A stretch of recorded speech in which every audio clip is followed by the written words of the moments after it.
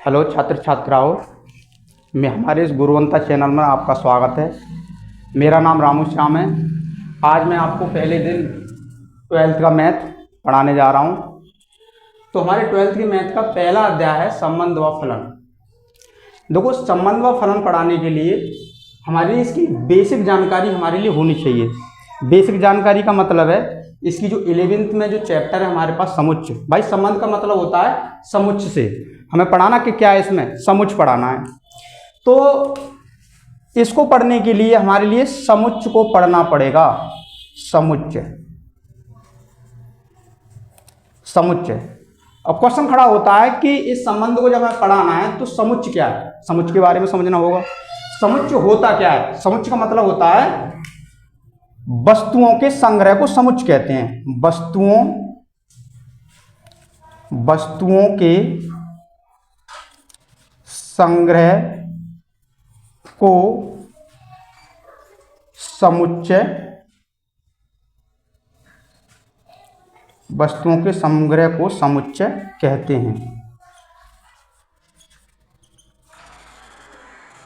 वस्तुओं का संग्रह भी हो सकता है, या हम ये कह सकते हैं कि प्राकृतिक संख्याओं का समुच्चय। प्राकृतिक जो संख्याएं होती हैं वो सभी संख्याएं क्या कहलाती हैं? एक समुच्चय के रूप में होती हैं, समुच्चय कह सकते हैं।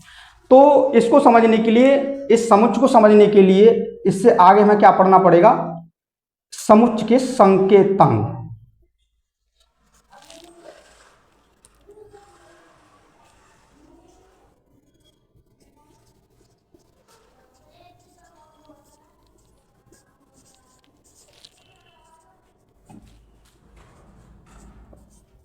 समुच्चय के संकेत, जो संकेत हैं, इसके जो प्रतीक हैं, इनके लिए हमें समझना पड़ेगा।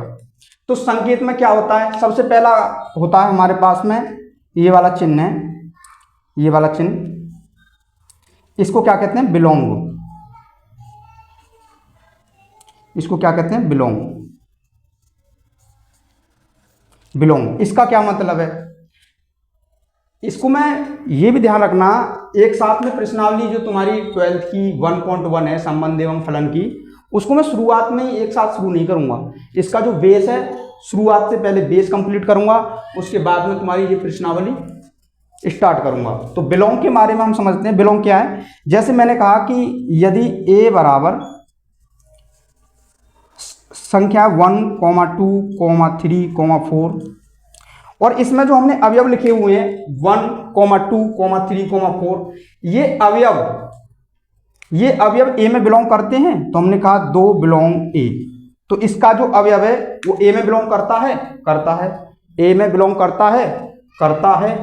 तो हम क्या कह सकते हैं कि इसका 2 या हम 3 भी कह सकते हैं, या फिर हम 3 भी कह सकते हैं कि 3 बिलोंग ए।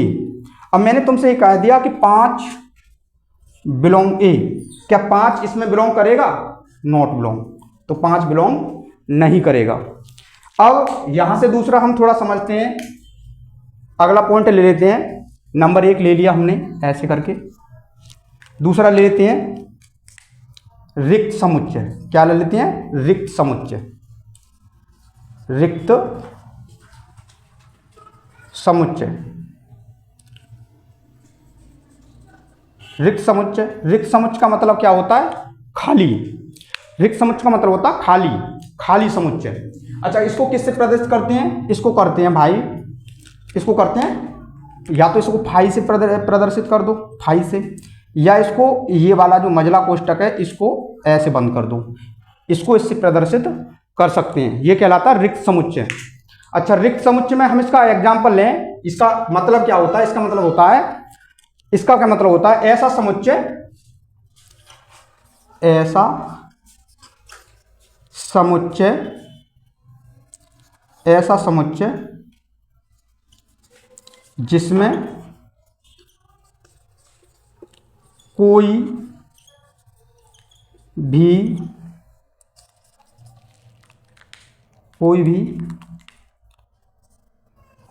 अवयव ना हो, उसमें कोई भी अवयव ना हो, उस समुच्चय को क्या कहेंगे? रिक्त समुच्चय। तो हम रिक्त समुच्चय के बारे में समझ गए। फाई आएगी। जब मैं 1.1 शुरू करूंगा तो फाई, ये सारे चिन्ह वहां पर आएंगे, इसलिए मैं उसका बेस पहले कंप्लीट करता हूं। अब बात करते हैं तीसरे की। एक ये पॉइंट बनता है हमारे पास में उपसमुच्चय। उपसमुच्चय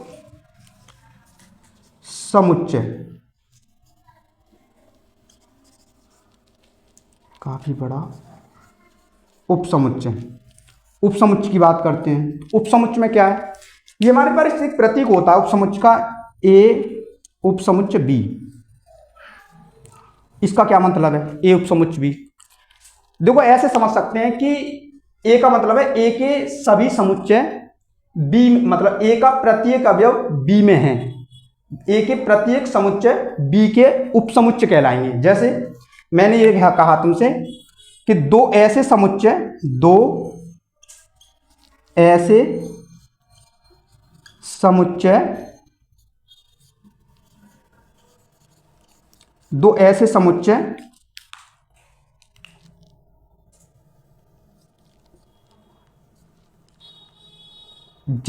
जिसका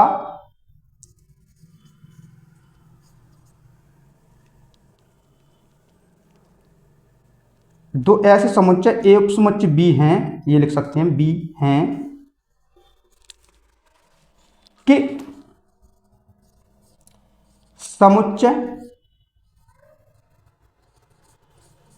समुच्चय ए का प्रत्येक अवयव बी में है, बी में है। इसका मतलब क्या है, मैंने माना ए बराबर मान ली 1,2, 1,2, 3,4 ऐसे करके मैंने ये मान लिए। मैंने बी बराबर मान लिए 1,2, 3, 4, 5 ऐसे मान लिए। तो मैं कहूंगा 1,2, 3, 4 क्या ये सभी अवयव इसमें हैं? 1, 2, 3, 4 ये सारे अवयव इसमें हैं, तो मैं ये कह सकता हूं ए उपसमुच्चय बी। अच्छा, ए उपसमुच्चय बी, ये उपसमुच्चय का चिन्ह है। अच्छा, दूसरा कि क्या ये अवयव, यहां से मैं 5 हटा देता हूं 1 मिनट के लिए, तो क्या ये सारे अवयव इसमें हैं?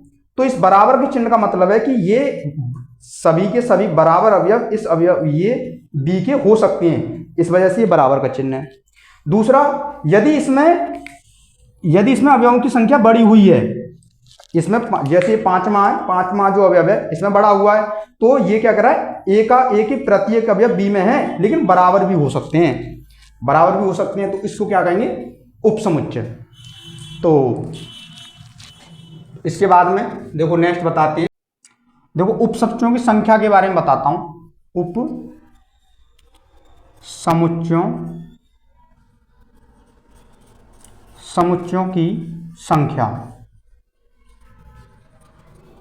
तो उपसमुच्चयों की संख्या को हम दर्शाएंगे 2 की पावर संख्या इज इक्वल टू 2 की पावर m या 2 की पावर n। इसको दर्शा सकते हैं na बराबर 2 की पावर n। जैसे मेरे पास में a इज इक्वल टू कोई भी वैल्यू है, मैंने रखा 1,2,3, तो इसके उपसमुच्चयों की संख्या को मैं ज्ञात करना चाहता हूं, तो कितना हो जाएगा, na इज इक्वल टू 2 की पावर n का मतलब कितना, 1, 2, 3, तो कितना हो जाएगा 3, तो कितनी हो जाएगी 8। उपसमुच्चयों की संख्या 8 हो जाएगी।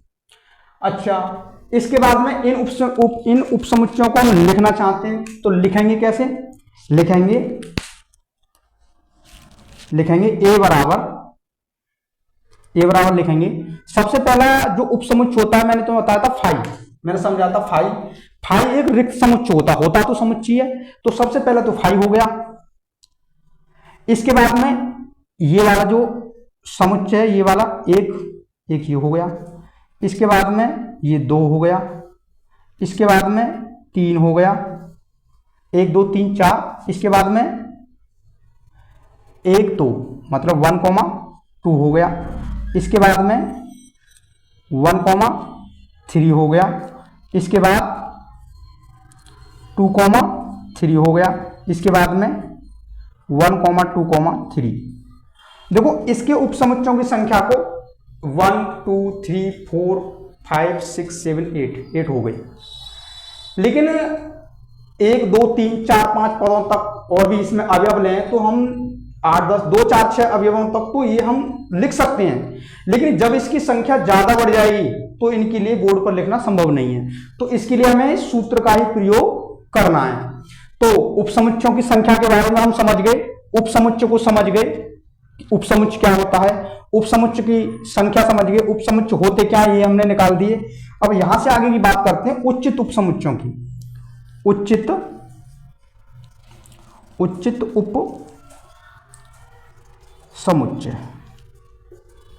उचित उपसमुच्चय। उचित उपसमुच्चय क्या होता है? तो उचित उपसमुच्चय को मैं दर्शा देता हूं। ए उचित उपसमुच्चय ए, उचित उपसमुच्चय बी। इसका क्या मतलब है? ऐसे दो समुच्चय, पहले मैं लिखता हूं जब समझाऊंगा। ऐसे दो समुच्चय ए कॉमा बी हैं, ए कॉमा बी हैं, जो कि ए उपसमुच्चय बी, जो कि ए उपसमुच्चय बी, लेकिन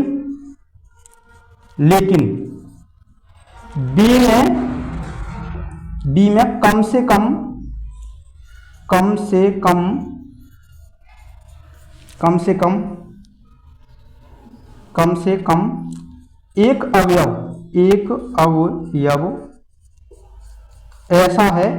अवयव ऐसा है जो बी में, जो ए में नहीं है, दो ऐसे समुच्चय ए कॉमा बी हैं जो कि ए उपसमुच्चय बी, लेकिन बी में कम से कम एक अवयव ऐसा है जो ए में नहीं है। तो जैसे ए मैंने 1,2,3 ये ले लिया, बी ले लिया 1,2,3,4। तो तुम देख पा रहे हो कि इसमें क्या है, इसमें एक समुच्चय ऐसा है, एक अवयव ऐसा है जो ए में नहीं है। तो ये क्या कहेंगे? ए उचित उपसमुच्चय बी। तो एक अवयव ऐसा है जो कम से कम, इससे ज्यादा भी हो सकते हैं, इस बी में अवयवों की संख्या और ज्यादा भी हो सकती है, लेकिन ए में अवयवों की संख्या, ए के अवयवों की संख्या बी से मिलेगी जरूर। और अच्छा, उचित उपसमुच्चय और उपसमुच्चय में अंतर क्या महसूस हुआ कि यहां पर अवयवों की संख्या बराबर भी हो सकती है। यहां पर उपसमुच्चय में ए के अवयवों की संख्या बी के बराबर हो सकती है, लेकिन उचित उपसमुच्चय में ए के अवयवों की संख्या बी के बराबर नहीं हो सकती। ए के उपसमुच्चय हमेशा बी के जो अवयव हैं वो ए से हमेशा एक अधिक हो सकता है, दो भी अधिक हो सकता है। तो यहां तक हम उचित उपसमुच्चय के बारे में बताया। उचित उपसमुच्चय के संख्या के बारे में बता देता हूं। उचित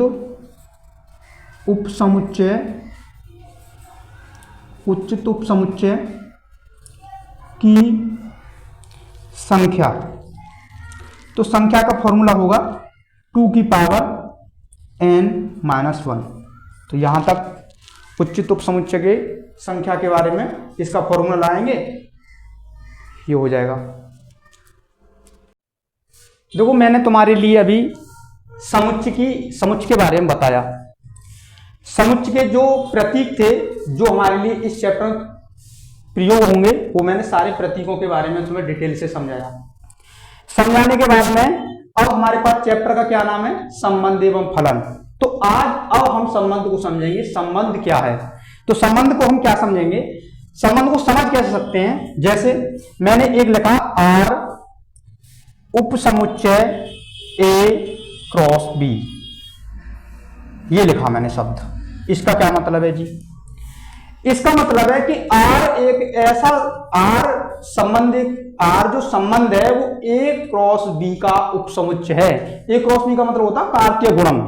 तो थोड़ा सा अब फिर भस गया, कार्तीय गुणन क्या है, तो मैं थोड़ा कार्तीय गुणन के बारे में बता देता हूं। कार्तीय गुणन ये बता देता हूं, ए क्रॉस बी पहले मैं लिखता हूं। माना मैं मान लेता हूं कि माना ए बराबर, मैंने मान लिए ए कोमा बी मान लिया, ए बराबर बी बराबर मान लिया मैंने सी कोमा डी मान लिया, मैंने सी कोमा डी बी बराबर मान लिया। तो ए क्रॉस बी मतलब कार्तीय गुणन, कार्तीय गुणन। तो इसका कार्तीय गुणन जब निकालेंगे, इसका जब कार्तीय गुणन निकालेंगे तो कैसे निकालेंगे, ए कोमा बी और ये हो जाएगा C comma D, C comma D. तो कार्तीय गुणन का मतलब है, देखो समझाना तो पूरा ही पड़ेगा, इसमें जो जो पॉइंट आ रहे हैं 1 कोमा ए कोमा सी,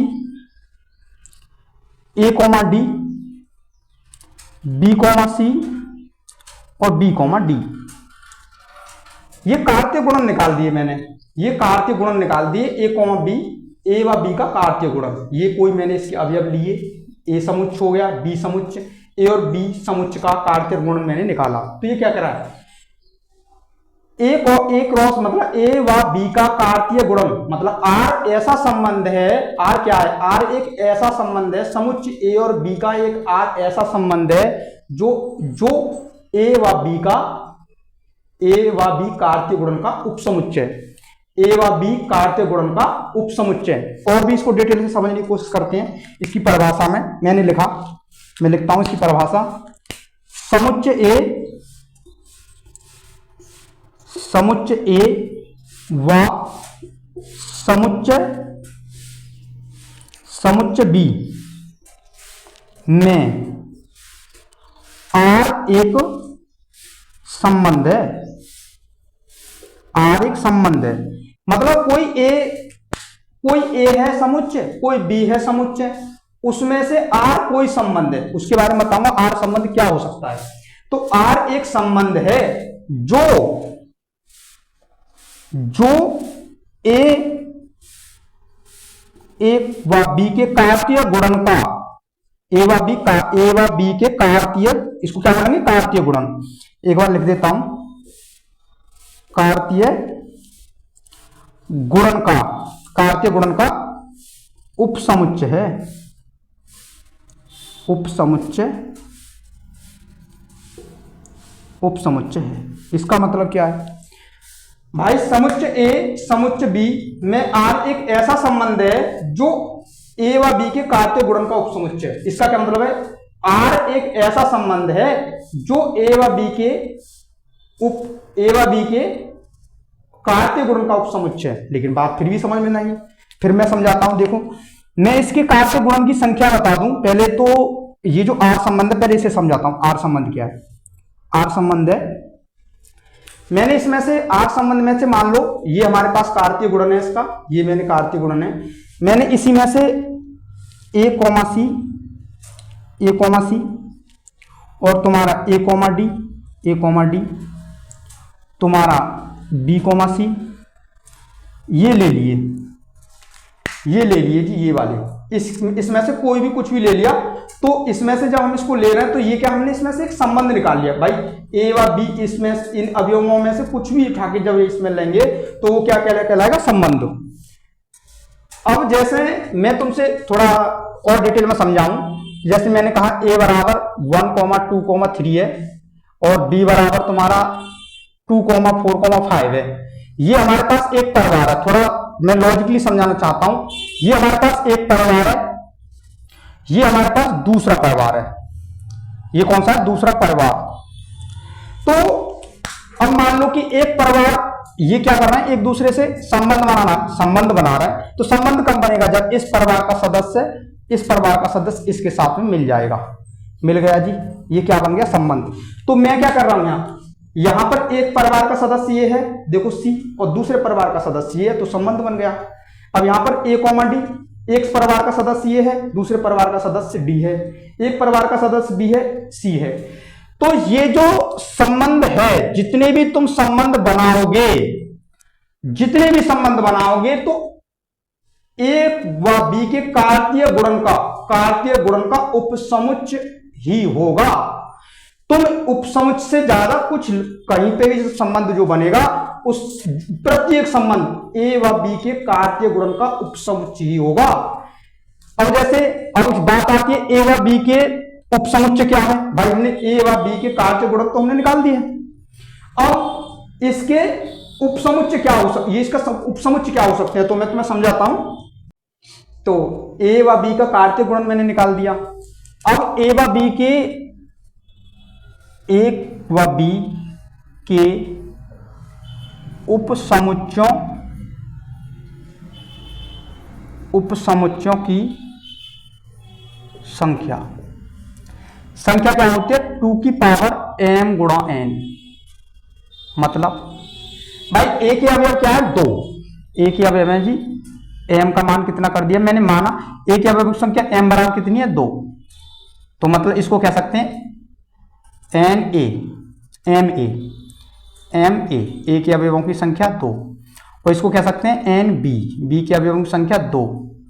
तो ये कितना हो जाएगा, 2 की पावर 2, ये कितना हो जाएगा जब निकालेंगे तो उपसमुच्चयों की संख्या कितनी हो जाएगी, 2 की पावर 2 गुणा 2 कितनी हो जाएगी, 2 दूनी 4, कितना हो जाएगा 16।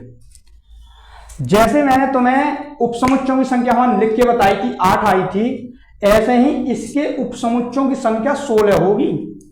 मैंने कहा था जब जब इनमें वैल्यू बढ़ेगी उपसमुच्चयों की संख्या को लिखना कठिन हो जाएगा। अब 16 कौन से होंगे, 16 में से 16 उपसमुच्चय होंगे, उनमें जो 16 उपसमुच्चय होंगे, जो तुम रिलेशन बनाओगे, ये वाला जो रिलेशन जैसे मैंने लिखा है, ये वाला आर लिखा है, तो इन 16 उपसमुच्चयों में ये रिलेशन कहीं ना कहीं मिलेगा। इससे बाहर, इसके उपसमुच्चय से बाहर रिलेशन तुम लिख नहीं सकते या बना नहीं सकते। भाई इसका जो ए व बी का जो परिवार है, ए व बी के परिवार है, परिवारों का क्या निकाला तुमने, ए व बी को मिलाया, परिवार का परिवार बनाया, परिवार बनाने के बाद में इन परिवारों से भी एक बहुत बड़ा परिवार बनाया। अब जब परिवारों का बहुत बड़ा परिवार मतलब उपसमुच्चय बन गए, तो वो जो पूरे भाई 4 रिलेशन कहीं का कहीं है, लेकिन इससे बाहर वह रिलेशन नहीं हो सकता। तो हम यही तो कह सकते हैं कि ए व बी एक ऐसे समुच्चय हैं, मैंने लिखा क्या है, ए व बी, ए समुच्चय व समुच्चय बी एक ऐसा है जो आर में एक संबंध है। भाई इन दोनों से क्या निकाला मैंने, इन दोनों से क्या निकाला, आर में एक संबंध है, इन दोनों से क्या निकाला, आर में एक संबंध है, जो एक ए व बी के कार्तीय गुणन का, ये मैंने निकाला ए व बी का कार्तीय गुणन के उपसमुच्चयों, कार्तीय गुणन का उपसमुच्चय। तो ये वाला जो इसके जो उपसमुच्चय निकले, इसके जो कार्तीय गुणन, ये जो कार्तीय गुणन निकला, इसका जो उपसमुच्चय जो 16 निकलेंगे, उसका क्या है, आर एक संबंध है। तो मैंने तुम्हारे संबंध की डेफिनेशन को बता दिया। संबंध का मतलब क्या होता है, संबंध का मतलब होता है जैसे हमारा और तुम्हारे बीच में क्या संबंध है, एक शिक्षक का और स्टूडेंट का। तो वही चीज जो हम समझा रहे हैं कि भाई एक परिवार ये है, दूसरा परिवार ये है, दोनों परिवारों में संबंध बनाया, संबंध के बनाने के बाद में परिवार और भी बढ़ गए, परिवार बढ़ने के बाद में जो रिलेशन इससे बने, वो रिलेशन इस पूरे परिवार से बाहर नहीं हो सकता, वही रिलेशन इस पूरे परिवार का उपसमुच्चय कहलाता है। तो जितना है देखो, मैंने आज कोशिश करी आपको समझाने की। अब तुम्हारी जो प्रश्नावली है, अब मैं तुम्हारी शुरू करूंगा। प्रश्नावली से शुरू करने से पहले मैं संबंध के प्रकार और पढ़ाऊंगा तुम्हें। कल का टॉपिक होगा संबंध के प्रकार। तो थैंक यू सभी छात्राओं। आज इसका अध्ययन करना पूरा जो मैंने पढ़ाया, पहले तुम्हारे लिए बेस बताया, बेस बताने के बाद तुम्हारी ये डेफिनेशन लिखना और फिर डेफिनेशन को कुरेदना, वही चीज समझाइए। भाई समुच्चय बताया, ये समुच्चय क्या होता है, फिर इसके बाद में संबंध बताया, फिर इसके बाद इसका कार्तीय गुणन बताया, फिर क्या बताया, उपसमुच्चय। जब इसकी नॉलेज तुम्हें पूरी हो जाएगी तभी तो मैं संबंध के प्रकार की तरफ बढ़ूंगा। Thank you. राधे राधे दोस्तों, मैं अनन्या गुरवंता से। उम्मीद है आपको आज की क्लास पसंद आई होगी। ऐसे ही हमारी डेली क्लासेस आती रहेंगी। तो वीडियो को लाइक करें, शेयर करें और कमेंट जरूर करें। अगर कोई क्वेश्चन समझ नहीं आया हो या कोई प्रॉब्लम हो तो कमेंट बॉक्स में लिख दे। और इसी तरह की और क्लासेस देखने के लिए हमारे चैनल गुरवंता को सब्सक्राइब करें। धन्यवाद।